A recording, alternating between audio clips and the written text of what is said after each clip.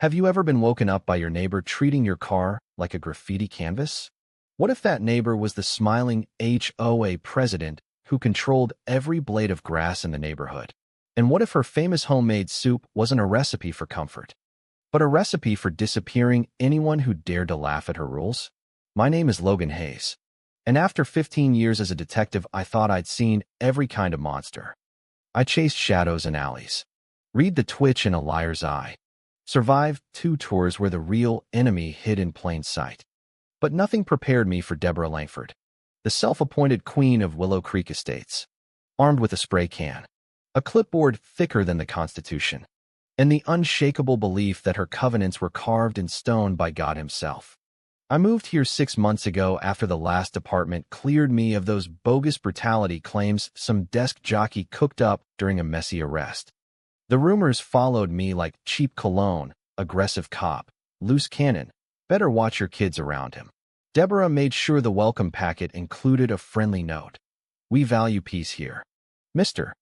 Hayes. No exceptions. I bit my tongue.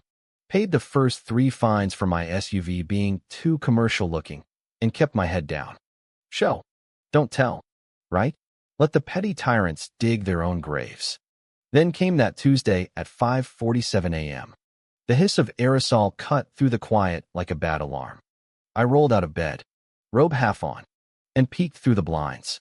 There she stood in her driveway, 53 years old, pink bathrobe flapping like a battle flag, fuzzy bunny slippers soaked with dew, shaking a can of Krylon red with the focus of a street artist tagging City Hall. She was painting violation across the hood of my work SUV in letters big enough to read from the space station. Her tongue poked out the side of her mouth in pure concentration, like she was decorating a cake instead of committing felony vandalism on a retired detective's ride. I stepped outside, screen door slamming, voice calm as a hostage negotiator. Morning, Deborah. Mind telling me why my truck looks like a rejected Banksy? She spun around, eyes sparkling with holy triumph. No guilt, just the glow of someone who just nailed the final Jeopardy answer. Enforcing the covenants. Logan. Section 15.3.2. Subsection A. No commercial vehicles parked overnight in driveways. I warned you. I stickered you. Now the whole neighborhood sees what kind of element we're harboring. I looked at the dripping mess on my hood, felt that old familiar heat rising, the kind that usually ends with cuffs and a ride downtown. But then I remembered the golden rule from my old partner. Never wrestle the pig in the mud. You both get dirty, the pig enjoys it. Arrest her now and she'd play the frail grandma bullied by the big bad ex-cop. So I did the one thing she never saw coming. I laughed. Loud. Genuine belly laugh that bounced off every perfectly manicured lawn. Wow. Deborah, I said, pulling out my phone and snapping pics from every angle, making sure her face and the can were crystal clear. The symmetry is chef's kiss. You take art classes, or is this pure natural talent? This is going straight to the department alumni group chat. Day 1 in Willow Creek. Custom paint job courtesy of the welcoming committee. The guys are gonna lose their minds. Her face went from smug to fish out of water in half a second. You're mocking me? Paint dripped onto her bunny slippers. Mocking? Nah. Documenting. For the record, I grinned wider. And while we're on the subject, vandalizing private property, especially something that still carries official plates, is a felony. But hey, I'm feeling generous. Let's see what you do for an encore. She turned the exact shade of her spray paint and stormed off muttering. You'll regret this. They always regret it. Weird phrasing, but I filed it away. That night the real war kicked off. I posted the photos. Within an hour the shares exploded, cops from 3 states chiming in with their own HOA horror stories. Deborah didn't do social media. She did old school terror. My neighbor across the street, a 20-something TikTok kid named Mia, texted me at midnight. Dude, look at your house. I stepped outside. There it was, a projector beaming a giant countdown clock onto my siding. 24 hours until enforcement action. No legal power. Of course. But facts never slowed Deborah down. The next morning I called in every favor I had. I threw what I called the first annual Willow Creek Law Enforcement Appreciation Parking Festival. 20 cruisers from 3 jurisdictions rolled in, state troopers, county deputies, even a game warden in his truck. We parked legally. Everywhere. Driveways. Curbs. My lawn. Lights flashing. Coffee flowing. Donuts stacked like trophies. Kids climbed on hoods. Old folks shook hands. A banner fluttered. Honk if you love legal parking. The whole block turned into a party built on pure spite. And it was glorious. Deborah emerged like a vampire hit with sunlight, clutching her megaphone. This is an illegal gathering. I am the law here. Her voice cracked on the last word. I saw it then, the tremor in her hand, the darting eyes. The armor had its first dent. My buddy from the bank, who sat on the HOA board, pulled me aside later. Logan, she's losing it. Group chats blowing up. She's threatening to release files on everyone. Jennifer's credit card mess. Tom's cash business. She keeps mentioning Harold. Says he laughed too. And look what happened to the soup. Harold. The name rang a bell from the retired detective down the street who spent his days trimming roses and watching the world. I walked over that afternoon. Harold was husband number 1, he told me quietly. Died 2015. Bad shellfish. They said. George, husband 2, 2018. Mushrooms. William, husband 3, 2021. Right after he ran against her for president. Heart failure after severe dehydration. All on the 15th. All 30 days after they talked about leaving. And every single one of them loved her award-winning garden soup. My blood went cold. Suddenly the spray paint felt quaint. I wasn't dealing with a Karen. I was dealing with a black widow who weaponized casseroles. That night the escalation hit its peak. At 2 a.m., my security cams lit up. Deborah, dressed in what she thought was tactical black, leggings, and a turtleneck, crept across my backyard with a ladder and a bag. She muttered the whole way, voice carrying clear on the night air. Get out, or drink the soup. Harold drank the soup. He learned respect. George drank the soup. He stopped laughing. She propped the ladder against my house. Started climbing with fresh spray paint. But karma, or maybe the dew, had other plans. She slipped. The can flew. She grabbed the gutter. Hung for a terrifying second. Then dropped straight into my rose bushes with a shriek that woke the block. I ran out. Gun drawn just in case. She scrambled up. Scratched. Bleeding. Eyes feral. You pushed me, she screamed, pointing even though I was 10 feet away. He assaulted me. Arrest him. In the fall she dropped something. A small leather notebook and a set of keys. I snatched them before she could lunge. She clawed at my face. Nails digging deep. And I felt a sting sharper than it should have been. I shoved her back. She ran home. Slamming doors. Locking shutters. I looked at the scratch. It was already turning purple. I opened the notebook. Pages and pages of neat handwriting. Harold, $400K life insurance. George, HOA slush fund transfer. William, silence fee. Embezzlement ledgers. Offshore accounts. And recipes for plant-based toxins from her award-winning garden. The same garden that supplied her famous special recipe soup. I called my old FBI contact immediately. We're coming, he said. Don't let her leave. But the world was already swimming. My arm burned. Her rings, those gaudy oversized ones, had hidden needles. She'd poisoned me. I staggered to my neighbor's, pounding on the door. He took one look, dragged me inside, hit me with an EpiPen. It bought time.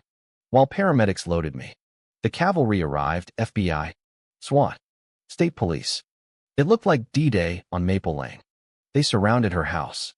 Bullhorns blared. Deborah wasn't surrendering. She climbed out the attic window onto the roof wearing a crown made of toilet paper rolls and tinfoil. She'd rigged a backpack leaf blower into a paint cannon. I am the queen, she shrieked, blasting red paint at the shields.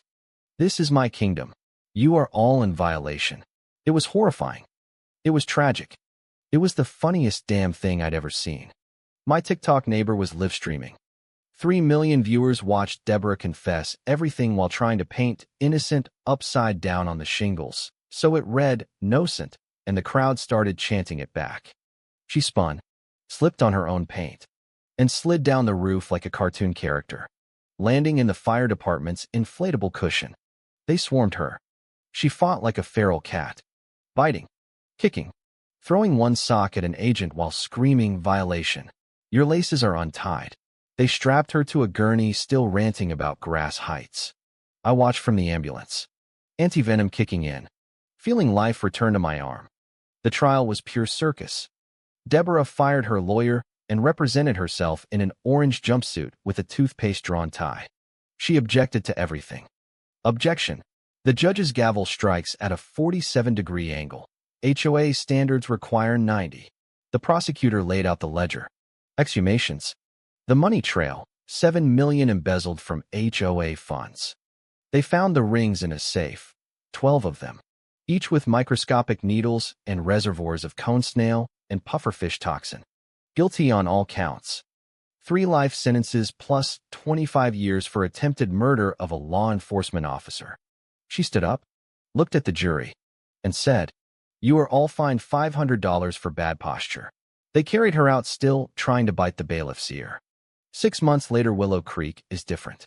I'm the new HOA president, reluctantly. My first act was a backyard bonfire with the 800-page rule book. We roasted marshmallows over the ashes of regulations about mailbox fonts and holiday light curfews. New covenants? 3 lines: don't be a jerk. Don't break the law. And absolutely no spray paint. We returned the stolen money. Families paid off mortgages. Kids went to college. My neighbor Mia launched I Survived Debbie's Soup merch and donates the profits to HOA victim legal funds.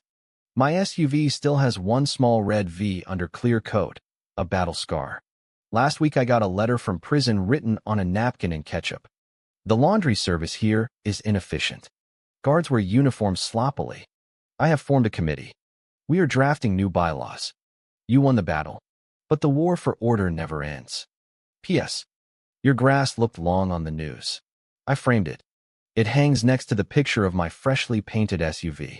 Here's the truth. Neighbors, HOA Karens aren't just annoying. They can be dangerous when power goes unchecked. Document everything. Laugh at the absurdity. And stand together. Real community thrives on respect, not ridiculous rules. If you've got a Debbie in your hood, don't eat the casserole and never back down. Stay vigilant. Stay sane. And keep those lawns whatever height you damn well please. The neighborhood finally breathed. Kids played without fear of fines for excessive joy. Old-timers waved instead of glaring. And every time someone parked a little crooked, we just laughed, because we remembered what real enforcement looked like when it came dressed in bunny slippers and armed with soup. But the story didn't end in court. Deborah's legend lived on in whispered warnings at block parties. New residents got the unofficial tour. See that house? That's where the queen fell. Don't park funny.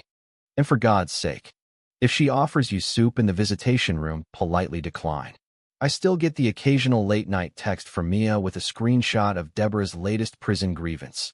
The cafeteria trays violate Section 4.2 on symmetry. Each one makes me chuckle in the dark. That same belly laugh I gave her the morning she painted my truck. Because that's the real victory, not the handcuffs or the verdict. But the moment the neighborhood stopped fearing the clipboard and started seeing the clown behind the crown. Power doesn't always wear a badge or carry a gun. Sometimes it wears fuzzy slippers and bakes cookies while keeping a ledger of who laughed too loud at the wrong rule. And the scariest part? Most of us let it slide for years, sticking notes on windshields, paying fines for grass half an inch too tall, because fighting back felt like more trouble than it was worth. Not anymore. I sit on my porch now, coffee in hand, SUV proudly parked wherever the hell I want. The red V on the hood catches the sun like a medal. Neighbors stop by, share their own stories. The guy 2 streets over who lost his dog to a no visible pets after dusk fine. The single mom fined for her kids' chalk drawings on the sidewalk. We swap tales like war veterans. And every laugh chips away at the old fear. Deborah tried to break me the same way she broke 3 husbands, slow, polite, rule by rule, until the only option left was her special recipe. But I didn't drink the soup. I documented it. I laughed in her face. And when she slipped on her own paint, the whole street saw the emperor had no clothes, just a tinfoil crown and a heart full of poison. So if you're watching this from some quiet cul-de-sac where the HOA president knows your every move, hear me. The moment you stop enduring silently and start recording loudly is the moment their kingdom cracks. Keep your cameras rolling. Keep your sense of humor sharp. And whatever you do, never, ever accept the welcome casserole. Because in Willow Creek, we learned the hard way, some violations aren't written in the covenants. They're written in the obituary column. And justice? Sometimes it arrives wearing fuzzy bunny slippers right before it slides off a roof in front of 3 million live viewers chanting "Nocent." Thanks for watching. Drop your own HOA horror stories below. I read every single one while enjoying the sight of my perfectly legal, slightly crookedly parked SUV. Stay safe out there, neighbors, and keep those rules optional.